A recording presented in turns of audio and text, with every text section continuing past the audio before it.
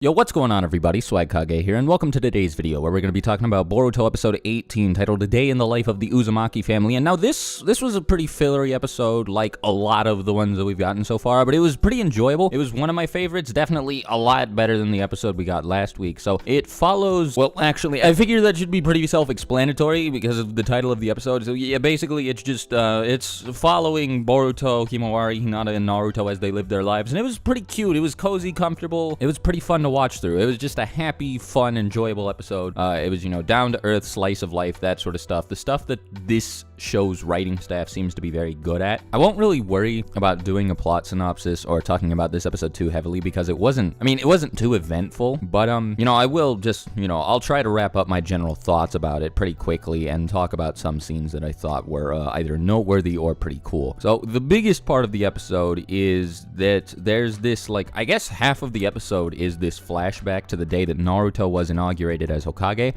Boruto just starts thinking about this day because Himawari gets sick or something, and the reason for that is because on the day Naruto became Hokage, Himawari awakened her Byakugan and, like, went ballistic and pretty much tried to kill Boruto, and that was because Naruto was trying to get both of them to go with him to his inauguration as Hokage, and Himawari wanted to take a stuffed animal, and Boruto was like, nah, you'll embarrass me if you do that, and they were like fighting over it. He was pulling one half, she was pulling the other, and then boom, the stuffed animal tore, and then she just got super pissed off, awakened her Byakugan, and started chasing Boruto around the house. Eventually, Naruto stepped in front of Boruto. Himawari just like slammed him with a gentle fist attack, and Naruto's chakra was like shut down for the whole day. He couldn't move, and I was just like, bruh, this guy took 64 palms from Neji as a kid and stood right back up, and then he gets hit by one attack from Himawari, one that wasn't packed with the intent to kill or win a fight or anything like that, the same way Neji's was. She was aiming this at her brother, and it knocks him out the whole day.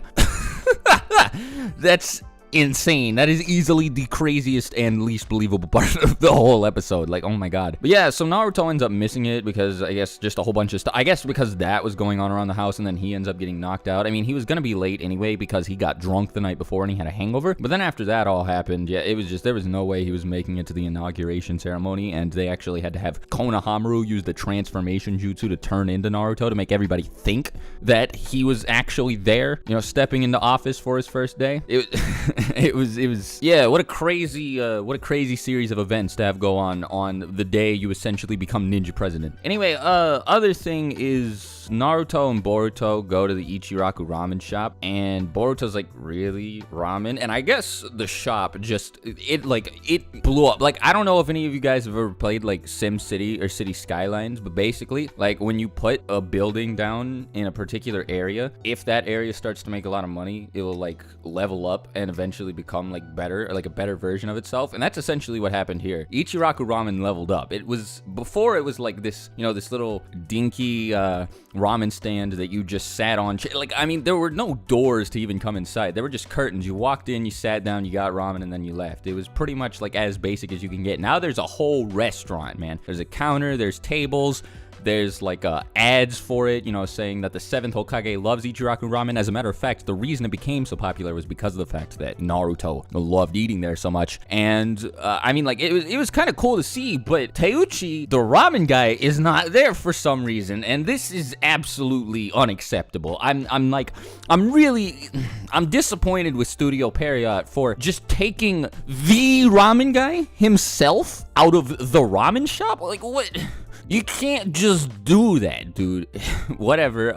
I guess it's something we're gonna have to live with. There's a different ramen guy now, and it sucks. I'm mad about it, but I'm not gonna talk about it too long. I think the joke's gonna get old. So Naruto and Boruto eat ramen, and I guess Boruto enjoys it. He likes hamburgers more, and Naruto's like, nah, come on, eat some ramen. And Boruto's like, okay, I guess. Oh, yeah, well, actually, I should explain that Naruto was only taking Boruto out because, like, those two got in a fight while they were, like, in their own house, and Hinata kicked them out because she was annoyed that they were both like yelling at each other. And Naruto was like, well, in this case, I guess I better get back to work. And Boruto was like, oh, okay. And then, you know, to be a nice dad, Naruto was like, hey, you want to go get something to eat? And Boruto was just like, I thought you had to go get to work? What happened to that? And Naruto was just like, no.